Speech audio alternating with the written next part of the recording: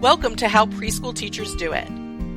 This is Alison Kentos. I am an early childhood educator. And this is Cindy Tarabush. I am an early childhood consultant. This podcast is for parents and early childhood professionals. Let our experience and research-based knowledge become your guide. Hello, everybody. I know you weren't expecting to hear from Alison and I today, but surprise. Surprise, here we are on your podcast app or wherever you're listening. And I think that would lead you to understand that we have a couple of important things to say about the format of the podcast. Yeah, it's exciting. So we're going to start releasing episodes weekly instead of every other week. We are. So hear from us more often. So many people asked us. They said things like, we would love to hear from you more often. I wish there were more episodes. So we discussed that. Yeah. And we said we can do that. We can release an episode every week. So here we are. Here we are. And we have another important announcement. You want to take it, Alison? No, because I already forgot. This is why people listen, because we're like beyond human. Okay. So the other important announcement. Staring at my dog. I'm like, what is he doing? And then you put me on the spot. I'm like, okay. I was supposed to actually be paying attention. Okay, I'll take it. So I remember, which is like a miracle in itself. The other important announcement had to do with selecting a name for our fans to be called. That's so funny because I'm the one that remembered that earlier. Okay. So. You reminded me. So we did get input from some of our listeners, and we're so grateful for all of you who sent in names and catchphrases and things that we could potentially call you to be super cute like other podcasts. Alison, do you remember the phrase? I do. So the one that we chose was preschool peeps. Right. You're our peeps, our preschool peeps. Yeah. And you don't have to work in a preschool to be a peep. No, not at all. You can know a preschooler to be a peep. True. Right? Yeah. So from here on in, to sum up this craziness, episodes will be released once per week, and may refer to you as our preschool peeps because we love having you here so much. We're always so pleased when people are listening. There's a little background noise. Do you hear it, Alison? I hear it. I hear them. Before we get to that background noise, we're obligated to mention our sponsor for this episode. This episode is being sponsored by Joy Greenberg, and Joy has offered our listeners an opportunity to purchase doTERRA essential oils at a wholesale price without any other obligation. She's not looking to have you necessarily sell like her, but she offered the opportunity to us, and you can also get some free product from her. So please go to our website, howpreschoolteachersdoit.com, click on sponsor offers to learn all about it. And now we have the background noise. What do you hear? I hear birds. I hear them. I hear the birds. So tell everybody about your birds. Okay, so here's my story. My son needed something from a pet store, and I went with him, which was like mistake number one. Well, so we went to the pet store, and he was being a little boring. So I wandered off to the area that always attracts me, the happy sound of birds. Aw, it's such a nice story. Thank you. So far, so good, right? Yeah. So birds that were in this pet store had so much personality and so much life that I thought, I can't leave you all here. I knew my husband would hate the idea. Oh, no. So there I am in the pet store calling my husband and saying, exactly how angry would you be? Oh, no. And it was a little bit of convincing, but here we are. And I have two parakeets who I really hope will lead a much better life here, or I know they would. They will. They absolutely will. Than they would in that pet store, because we even already just purchased a larger cage for them, larger than the one that we got when we got them. See, and I speak from having my Rusty, that it really does bring you joy. And like, as much as Rusty can be very high maintenance, there's something about coming home to like an animal, that loves you no matter what. And like, that that's yours. And it's like calming. And like, I don't know, like Rusty, for anybody who's listening that knows Rusty, which some of you might, is very like, there's something about him that changed my way of, oh my God, it is thundering at my house in the middle of winter. Sorry if you hear that. It shook my whole house. Okay. So like, I think like the joy of the birds, like the fact that they gave you joy as soon as you saw them, I think it's just going to continue to give you joy. And I think that you make a legitimate point about what caring for living things can do for you. And that, folks, is our segue into today's topic. Yes. Why are we endlessly talking about my new parakeets, you may wonder?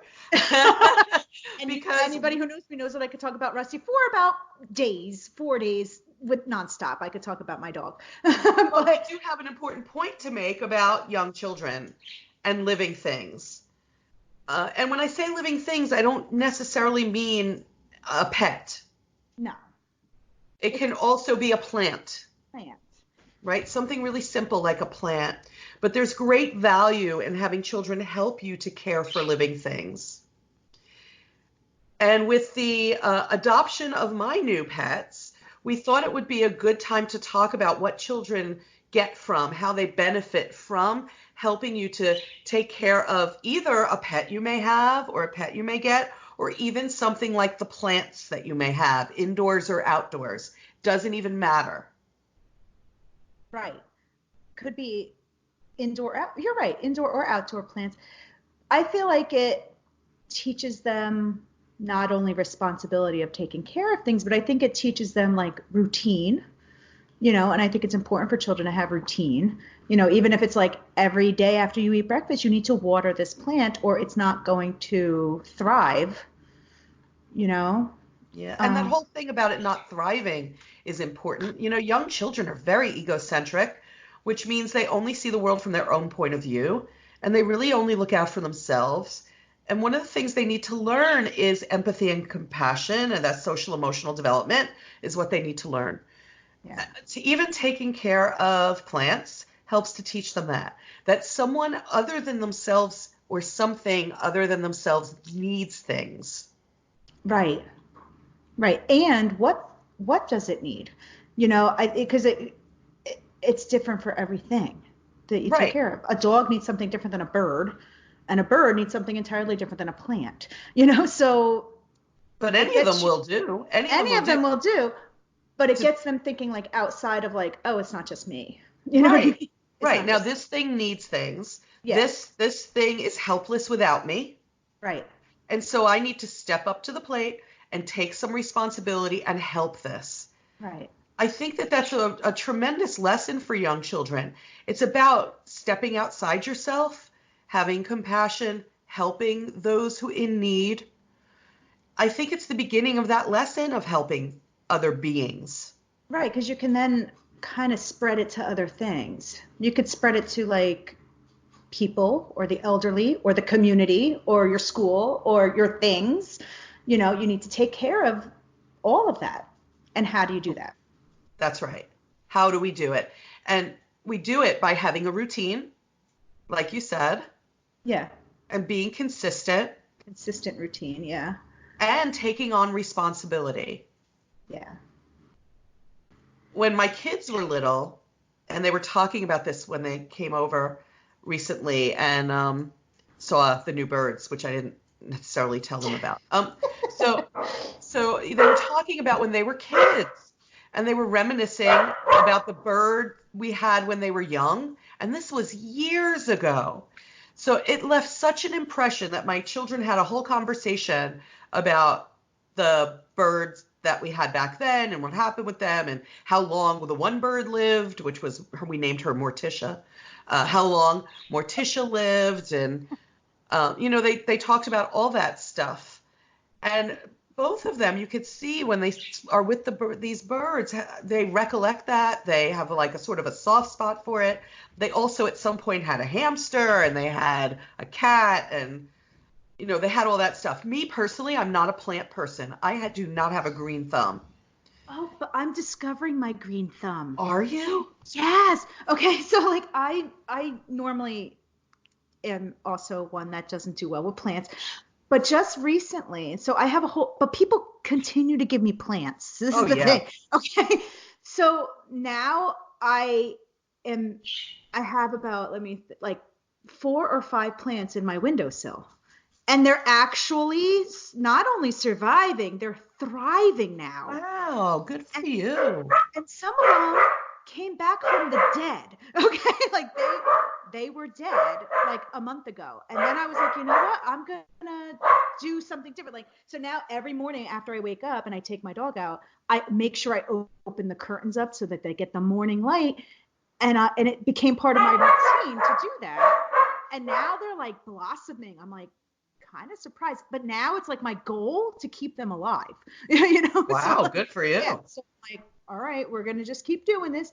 But I'm old, so if I'm into this routine and all that, imagine like what a kid would feel to see that happen. You know? And you said it's like your mission to keep them alive. So I think we also have to mention what it teaches children about the cycle of life.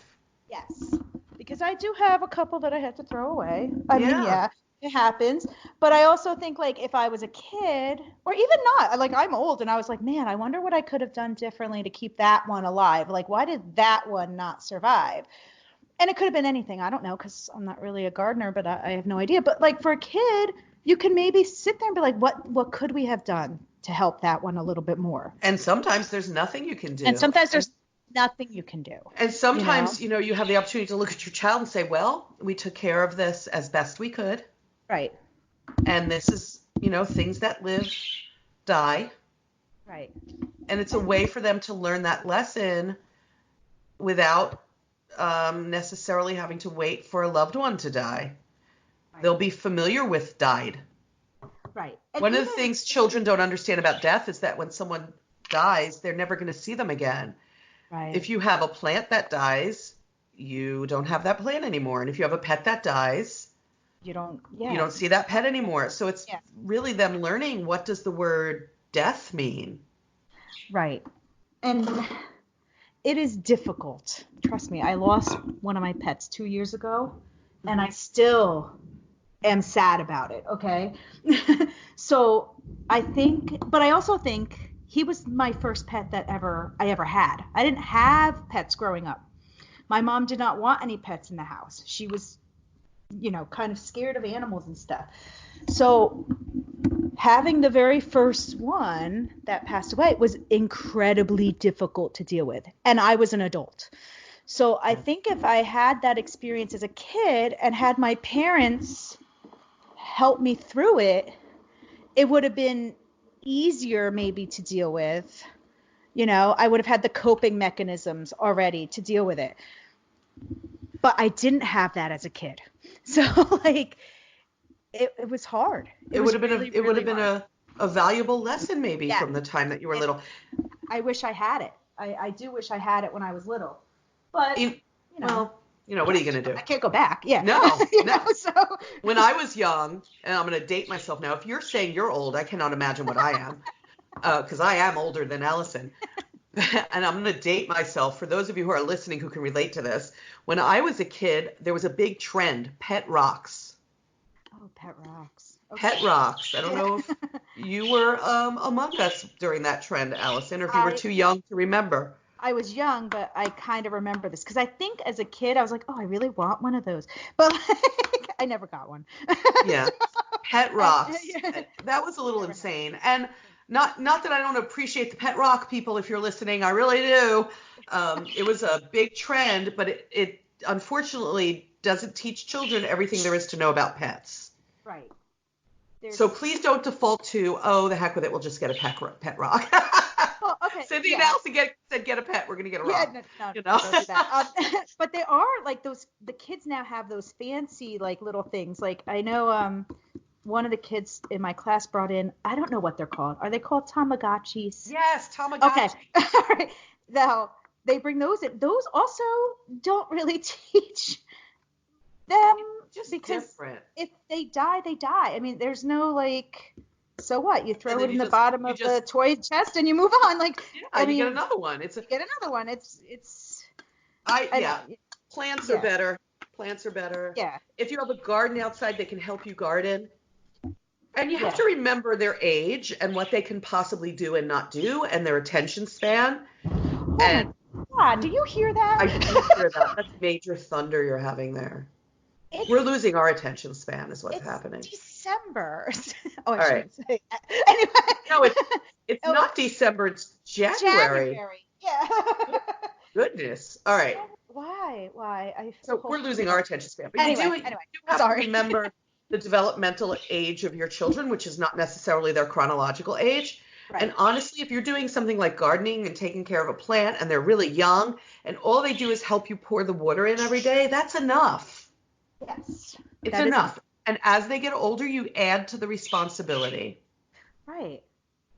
I remember as a kid watching adults transplant plants when they outgrew the pot that they were in or they needed a bigger space to grow, but no one ever invited me in to do it with them.